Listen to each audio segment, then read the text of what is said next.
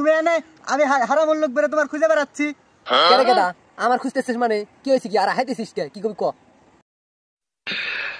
আব্বা এই যে আমার সব বন্ধুরা যে এই গাড়ি কিনে মেয়া পটাচ্ছে, আমার একটা গাড়ি কেনার ব্যবস্থা করে দাও।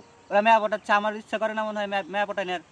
তোর আর কি গাড়ি কি গেদা, আমার মাথাটা বুদ্ধি ছিরে বাজান। কি বুদ্ধি? গেদা তোর এখন 3 চাকার পিকআপ কিনে দে, মানে ওই যে অটো ভ্যান বুঝছা। তোর মোটর সাইকেল কিনে ধর যে পেট্রোল কিনা লাগবি, টাকা খরচ হবি। আর পিকআপ কিনলি পারে তুই পিকআপও চালাতে পারবি, টাকাও কামাতে পারবি। আর সবচাইতে বড় কথা হলো তোর মোটর সাইকেলে এটা মেয়ে উঠতে পারবি। আর ভ্যান চালাইলে পারে তোর মেয়ে মানুষ ডাইকে ডেকে 3 সাইড ডেকে উঠবি। তাহলে এটা ভালো বুদ্ধি হইলো না?